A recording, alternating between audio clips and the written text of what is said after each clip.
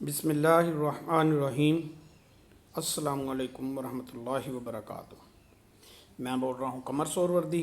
आप देख रहे हैं लर्न अकाउंटिंग। आज का हमारा लेक्चर जो है वो जो हमने डिफेक्टिव गुड्स और जो चीज़ों की चोरी वगैरह के जो रिलेटेड जो नुकसान है उसको बुक करना जो है उसके बारे में है। ये मई 97 में क्वेश्चन आया। उसमें उन्होंने कहा जी कि ये फ़िज़िकल स्टॉक टेकिंग में ये स्टॉक जो है कुछ कम निकला है, कुछ ज़्यादा निकला है। उसमें अगर आप गौर देख करें तो ये एक्चुअल है जो फिज़िकली काउंट हुआ है, और ये जो है वो रिकॉर्ड के मुताबिक है। यहाँ 50 पीस कम है, यहाँ 10 पीस ज़्यादा हैं, यहाँ 16 पीस जो हैं वो कम हैं, और यहाँ 25 पीस कम हैं, और यहाँ आप देखें 92 पीस ज़्यादा हैं। तो 3 ट्रांजैक्शंस में हमारे पीस कम हो रहे हैं और 2 ट्रांजैक्शंस में हमारे पीस ज़्यादा हो रहे हैं। आप इस लेक्चर के साथ अगर जो चार्ट ऑफ अकाउंट वाला लेक्चर है वो देखेंगे, लेक्चर नंबर 10, तो फिर जर्नल एंट्रीज भी आसान लगेंगी और इसकी समझ भी ज़्यादा बेहतर आ जाएगी। और ये जो दो अकाउंट मैंने लिखे हुए हैं उसकी साइंस समझ आ जाएगी। ये FOH कंट्रोल अकाउंट का मतलब ये है कि ये मेन अकाउंट है, इसके आगे सब्सिडरी अकाउंट खुले हुए हैं जिनमें हम ये बुकिंग कर रहे हैं। तो वो बुकिंग ऑटोमेटिकली कंट्रोल अकाउंट में भी जाती है। जब ये मैनुअल लेजर्स होते थे तो ये अलहदा से रजिस्टर होता था कि एक बुकिंग जो है वो एक मेन लेजर में भी पोस्टिंग होती थी और सब्सिडरी लेजर में भी पोस्टिंग होती थी इंडिविजुअल अकाउंट में। तो पता चलता था कि जी ये कंट्रोल ऑफ कास्ट के लिए कह लें बहुत ज़रूरी होता था। तो एंट्रियां एक ही एंट्री है मेन, उसी को रिवर्स करना है और उसी को मेन एंट्री को।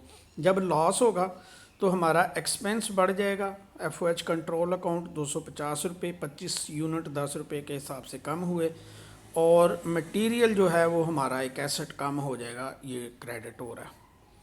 और कौन सा मटेरियल? ये 101 नंबर। और इन्वेंट्री एडजस्टमेंट अकाउंट है, सब्सिडरी अकाउंट जो है उसमें ये एंट्री होगी, और ये नीचे हम एक नरेशन लिख देंगे। तो ये एक मुकम्मल एंट्री है। ये भी चीज़ें जो हैं वो एग्ज़ाम में मैटर करती हैं। इवन अगर यहाँ रुपीज साइन भी हो और डेबिट क्रेडिट लिखा हो तो दैट इज़ बेटर। दूसरी एंट्री में हमारा जो है वो कुछ पीस जो हैं वो ज़्यादा थे तो वो रिवर्स हो जाएगी। इस एंट्री का बिल्कुल रिवर्स है, मटेरियल जो है वो डेबिट हो रहा है और FOH कंट्रोल अकाउंट क्रेडिट हो रहा है। तीसरी में वही पहले वाली एंट्री रिपीट हो रही है, सिर्फ अमाउंट का फ़र्क है। चौथी में भी पहले वाली एंट्री की तरह सिर्फ अमाउंट का फ़र्क है। इसमें जो है ये दूसरे नंबर पे जो एंट्री थी या इसी एंट्री का समझें रिवर्स है और अमाउंट का फ़र्क है। बेसिकली ये एक ही एंट्री है तो हमें इसलिए इसके नंबर भी पूरे पूरे से ही होते हैं। तो बेसिक कॉन्सेप्ट अगर आता हो तो सवाल जो हैं वो आसान होते हैं। अगर कोई चोरी वगैरह या इस तरह का हो, अब नॉर्मल हो, तो उसका जो है अलहदा से ट्रीटमेंट है। वैसे आगे क्वेश्चन आ रहे हैं लेकिन उसको हम ये FOH में या मतलब इस तरह से नहीं लेते। वो direct material loss due to theft या इस तरह का कोई अकाउंट खोला हुआ होता है, वो एडमन या कह लें कि मिसलेनियस एक्सपेंसेस में वो अकाउंट खोला हुआ होता है। वहाँ हम वो जाके अब नॉर्मल लॉसेस कह लें कि सारे एक्सपेंसेस के बाद वो जो है वो रखा हुआ होता है, तो वो फिर हम वहाँ बुक करते हैं। अच्छा जी, दूसरा सवाल है कि ये सवाल है, what are the methods of accounting for additional cost to correct the defective work. Defective work को ये हमने पीछे इसका कंसेप्ट जो है वो डिटेल में डिस्कस किया कि जब हम ये जो है वो टोटल प्रोडक्शन को चार्ज करेंगे तो फिर ये FOH का हिस्सा बनेगा। FOH कंट्रोल अकाउंट में ये चला जाएगा। इसका मतलब क्या है कि आगे हमारा एक चैप्टर आएगा जो फैक्ट्री ओवरहेड के रेट निकालने का तरीकाकार क्या है। तो FOH का हमने लेजर पिछले एक क्वेश्चन में बनाया था जिसमें अप्लाइड रेट जो है वो क्रेडिट साइड पे आ रहा होता है और डेबिट जो है FOH कंट्रोल अकाउंट जो है वो एक्चुअल एक्सपेंसेस से हो रहा होता है। तो इन दोनों का जो कह लें कि बैलेंस है उससे पता चलता है कि जी ये ज़्यादा हैं या कम है। एक्चुअल एक्सपेंस डेबिट होते जाते हैं और FOH कंट्रोल अकाउंट जो है वो डेबिट होते जाते हैं और जो एक्सपेंस मतलब कह लें कि जो अप्लाइड अकाउंट है वो हम उससे इसको इस अकाउंट को क्रेडिट करते हैं। तो प्रोडक्शन में अप्लाइड रेट से जो है वो वर्क इन प्रोसेस जो है वो FOH वर्क इन प्रोसेस जो है वो डेबिट हो जाता है। तो इसका मतलब है ये देखें FOH अप्लाइड रेट जो है उसमें चला गया। तो जब FOH अप्लाइड रेट हमने कैलकुलेट किया था तो उस वक्त ये ऑलरेडी प्रोडक्शन के एक्सपेंसेस का हिस्सा बन चुका है। उसमें हमने डाला हुआ है कि ये एक नॉर्मल एक्सपेंस है। तो अच्छा जी ये जो मतलब इस वजह से कम ज़्यादा भी हो जाते हैं तो इतना जो अभी नबी है उसको हमने इसमें डाल के इतना हमारा खर्चा आएगा सालाना और इस बेस पे हमने अप्लाई करना है। तो ये इसका रेट है तो उसमें ये कैलकुलेट हो गया हुआ। तो फिर ये एंट्री है, इससे ये प्रोडक्शन में चला जाएगा। और अगर ये प्रोडक्शन में नहीं जाता इस तरह से ये सारी प्रोडक्शन पे चला गया। इसमें यह है कि कोई ख़ास जो एक ऑर्डर है, एक जॉब है, एक कॉन्ट्रैक्ट है, उस कॉन्ट्रैक्ट में करना है तो फिर जितना मतलब जो भी कम ज़्यादा हुआ है वर्क इन प्रोसेस डेबिट हो जाएगा एक्सपेंस जो है। और जो मतलब इसके जो कह लें कि करेक्ट करने में जो एक्स्ट्रा कास्ट आई, मटेरियल लगा है, जो लेबर लगी है, जो FOH लगा है, वो जो है वो हमारा एक इसमें क्रेडिट हो जाएगा। ठीक है। तो वर्क इन प्रोसेस जो है उसमें ये वर्क इन प्रोसेस से जब ये फिनिश गुड्स में जाएगा तो ये उस जॉब की ओवरऑल कास्ट में ऑलरेडी शामिल हो जाएगा। तो ये इसके दो तरीके हैं इसको काउंट करने के। अच्छा जी, ये बड़ा कम्प्रिहेंसिव क्वेश्चन है। इसमें आप देखें कि उन्होंने हमें बताया कि एक यूनिट की कास्ट जो है वो 50 रुपये जो है मटेरियल पे लगते हैं, 30 रुपये लेबर पे लगते हैं और 40 रुपये जो हैं वो FOH के हैं। तो इसका मतलब है कि 120 रुपये कास्ट आती है एक यूनिट की। 1000 यूनिट्स जो हैं वो ख़राब हुए हैं तो उनकी जो जर्नल एंट्रीज़ हैं वो आप बताएं कि जी हमें ये मुख्तलिफ़ केस बताए हैं 3, तो इनके तहत जर्नल एंट्रीज बताएं। पहला उन्होंने केस बताया है कि जी ये जो स्पॉइलेज है, ये जो नुकसान है 1000 यूनिट का, ये उस ख़ास आर्डर को करना है, बुक करना, कास्ट करना है, उस आर्डर में बुक करना है। ठीक है। और जो उसके पीस हैं, जो बाकी 1000 यूनिट जो ख़राब हुआ है वो 15 रुपये के हिसाब से बिक जाएगा। अब एक्चुअल कास्ट कितनी है? 120 रुपये, जाएगा कितने का? 15 रुपये। तो 105 रुपये का नुकसान हो गया। तो ये उस वर्क ऑर्डर को जारी हो जाएगा। दूसरा केस क्या है? The number of spoiled units are normal for the month and the spoilage cost is charge against all production. The spoiled units can be sold for ₹25। इसका मतलब यह है कि 95 रुपीज़ का जो नुकसान है वो नॉर्मल गिना जाएगा। और ये नंबर ऑफ़ यूनिट्स भी जो हैं इतने 1000 यूनिट्स तक की जो है वो उन्होंने कहा जी कि ये नॉर्मल नुकसान है। जैसे मैंने आपको पेंटों के बारे में बताया कि 2-3%, 4% तो अंडरस्टूड बात है कि कोई ना कोई चीज़ उसमें आउट ऑफ कंट्रोल होती है, ख़राब हो सकती है, उसमें फैब्रिक का फॉल्ट हो सकता है, उसमें स्टिचिंग की कोई गलती हो सकती है, उसमें वॉशिंग में कोई दाग लग सकता है, फिनिशिंग में कहीं कोई उस मतलब इस्त्री वगैरह लग जाती है या कोई इस तरह से या उस पर कट लग जाता है, तो इस तरह के कोई नुकसान हो सकता है। तो ये हम कहते हैं कि जी 3% तक नॉर्मल है, 3% से ज़्यादा जो होंगे तो वो अब नॉर्मल होंगे। तो एक ये केस है। तीसरा केस जो है वो उन्होंने कहा जी कि 500 यूनिट तो हम समझते हैं कि नॉर्मल है और ये 25 रुपये के हिसाब से बिकेंगे। लेकिन 500 यूनिट जो हैं वो बारिश और हवा की वजह से, आंधी वगैरह आई, बारिश आई, 500 यूनिट जो हैं वो मलिया मेट हो गए और वो बिल्कुल जो है वो कम्प्लीटली डिस्ट्रॉयड, अब उनकी रीसेल नहीं बनेगी। लेकिन वो चूँकि इंश्योरेंस करवाई हुई थी तो 80% ऑफ दी वैल्यू जो है वो हमें मिल जाएगी। ठीक है, 80% ऑफ सेल वैल्यू जो है वो हमें मिल जाएगी। तो इनकी अकाउंटिंग करके दिखाएं, देखते हैं जी। पहला केस है, ठीक है, जिसमें हमने ये एजम्पशन जो है वो लिखने से ज़रा ज़्यादा सवाब मिलता है कि ये आपका कंसेप्ट क्लियर बताता है कि जी ये एजम्पशन जो है वो आपने की हुई है। It is assume that units are completion stage, यानी सारे यूनिट्स जो हैं वो एक्चुअली मुकम्मल हो चुके थे, उन पे 120 रुपये जो कास्ट लगती है वो लग चुकी थी। तो एक्चुअल एंट्री क्या हुई होगी ये उसने मांगी नहीं हुई है, ये हम दे रहे हैं कि ओरिजिनल एंट्री क्या हुई। ठीक है, जो उस पर कास्ट आई है पहले हमने वो बुक की है।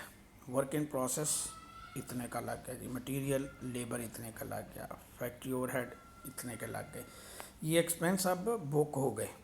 वर्क इन प्रोसेस से कहाँ जाएगा, finish goods, cost of goods sold में ये चला जाएगा, स्टोर हो जाएगा। तो इसका मतलब है ये हमने ओवरऑल प्रोडक्शन में नॉर्मल तरीके से इसको डाल दिया है। ठीक है, और मटेरियल, पेरोल और ये लाइबिलिटीज़ जो हैं ये हमने यहाँ बुक कर दी हैं। ठीक है, अच्छा जी। अब ये चूँकि वर्क इन प्रोसेस का हिस्सा बना तो ये उस जॉब का हिस्सा बना, यही फ़र्क है। जब वर्क इन प्रोसेस में बुक होगा तो जॉब का हिस्सा है, जब FOH control account main account में जाएगा, ठीक है, ये वर्क इन प्रोसेस FOH का मतलब ये है कि ये यहाँ आगे जॉब नंबर, सब्सिडरी अकाउंट होगा जॉब नंबर का, ये उस जॉब से रिलेटेड जो FOH है वो गिना जा रहा है, ओवरऑल FOH नहीं है। जब FOH कंट्रोल का मतलब ये है कि सारी प्रोडक्शन पे जा रहा है, ये स्पेसिफिक जॉब को जा रहा है। तो हमने ये टोटल एक्सपेंस बुक हो गया। अब इस एंट्री से हमने ये इन्वेंट्री क्रिएट की कि इतना हमारा एक एसेट क्रिएट हो गया, और जिस रेशो से हमारे ये एक्सपेंस हुए थे 5, 3 और 4 की रेशो से, उसी रेशो से हमने इसको डिवाइड कर दिया 5, 3 और 4 की रेशो से। तो ये हमारा जो है कह लें कि ये तीनों की मतलब कैलकुलेशन जो है वो हम 15,000 को समझे कि 120 पे तकसीम किया, और फिर अगर हम 5 पे से ज़रब देंगे तो ये बन जाएगा, 3 से ज़रब देंगे तो ये बन जाएगा, और 4 से ज़रब देंगे तो ये बन जाएगा, या 12 पे तकसीम करें या 120 पे करें, जैसे भी कह लें। 5, 3 और 4 की रेशो से हम इन एक्सपेंसेस को, ये एक्सपेंस हमारे 15,000 से कम हो गए और ये हमारी इन्वेंट्री जो है वो क्रिएट हो गई। ये तो है जब हम एक स्पेसिफिक जॉब को कर रहे हैं। और जब हम करते हैं एक कह लें कि अच्छा, ये अब देखें कि फिनिश गुड्स में जब जा रहा है, या फिनिश गुड्स स्टॉक में, कास्ट ऑफ गुड्स सोल्ड में कह लें कि जा रहा है, कास्ट ऑफ गुड्स सोल्ड होना चाहिए एक्चुअली, कि कास्ट ऑफ गुड्स सोल्ड 105 रुपये में, और ये जो हैं सारे ये एक्सपेंसेस ये इतने में क्लोज हो रहे हैं, क्योंकि बाकी के जो एक्सपेंस हैं इसकी बैलेंसिंग 1,20,000 की वो इन्वेंट्री बन चुकी है स्पॉइलेज ऑफ गुड्स की। तो ये एक्चुअली फिज़िकली तो नहीं जा रही चीज़ें उधर, लेकिन इनकी कास्ट उधर जा रही है, दैट इज़ द डिफरेंस।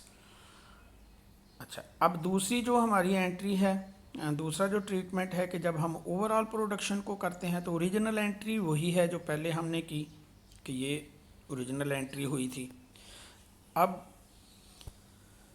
हमने ये सारी जो ओरिजिनल एंट्री थी 1,20,000 की, उसमें से 95,000 FOH कंट्रोल अकाउंट में एक स्पॉइलेज ऑफ गुड्स का अकाउंट खोला होगा, उसमें हमने बुक कर दिया कि ये एक्सपेंस इतने का हुआ, तो वो जमा होके फिर FOH कंट्रोल अकाउंट में चला जाएगा, और ये इन्वेंट्री क्रिएट हो गई। तो ओवरऑल एक्सपेंस सारे जो है हमने वर्क इन प्रोसेस से निकाल दिए हैं, और ये एफ एच, अब ये देखें एफ एच कंट्रोल अकाउंट है, यहाँ वर्क इन प्रोसेस में मतलब वो डेबिट नहीं हो रहा, तो ये सारे एक्सपेंस जो हैं वो हमने एक अकाउंट में ट्रांसफ़र कर दिए हैं और ये एक इन्वेंट्री हमारे पास आ गई है। तो cost transfer to the finish goods inventory, no cost will be transferred to the finished goods inventory as the cost of the loss is already included in finished goods through FOH applied. It was included in FOH cost when we were determining FOH rate for application. FOH rate कैसे निकलता है, थोड़ी सी highlight अगर हम यहाँ discuss कर लें। हमें कहते हैं जी कि एक चीज़ पर कितना खर्चा आता है, हम कहते हैं जी 100 रुपया। कैसे, 50 रुपये का मटेरियल लगता है, 30 रुपये की जो लेबर लगती है और 20 रुपये लटरम पटरम पे आ जाते हैं, यही कहते हैं ना। वो 20 रुपये कैसे आते हैं, वो हमारी लिस्ट बनती है, रेंट जाएगा, बिजली का बिल जाएगा, इतने हेल्पर रखे हुए हैं उनका बिल जाएगा, इतने कटिंग वाले हैं उनका बिल जाएगा। ये टोटल लिस्ट बनी, ये फ़र्ज़ करो बना 5000। तो हम कहते हैं कि महीने के कितने यूनिट बनेंगे, हम कहते हैं जी 1000। तो एक यूनिट पे कितना आएगा, 5 रुपये। तो जब हम वो लटरम पटरम की लिस्ट बना रहे थे तो उसमें हमने ये भी लिख लिया था कि जनाब ये FOH जो है, ये जो चीज़ों का ख़राब होना है, चीज़ें ख़राब हो जाएंगी, 100 बनाएंगे तो 5 ख़राब होंगे, उसमें जो मटेरियल लगेगा वो भी ख़राब हो जाएगा। तो 100 चीज़ों पे मटेरियल लगता है हमारा, फ़र्ज़ करो हमने कितना कहा, 50 रुपये का। तो हम कहेंगे कि 100 ज़रब 50, ये बना 50,000। तो हम 1000 पे तकसीम करेंगे करने की बजाय जो 5 उसमें से ज़ाया हो रही हैं, हम 105 पे तकसीम करेंगे 50,000 का, ठीक है कि एक या 95 पे तकसीम करेंगे कि 100 में से 5 जो हैं वो ख़राब हो जाएंगी। तो 95 पीसेस पे करेंगे तो 5 पीसेस का ख़र्चा ऑटोमेटिकली उसमें शामिल हो गया ना। पीस हम बना रहे हैं 100, 5 ख़राब पीसों का रेट भी, तो अब 100 पे तकसीम करते तो रेट आता 50 रुपये। अब हमने तकसीम किया 95 पे, तो रेट जो है वो ज़्यादा आएगा पर पीस।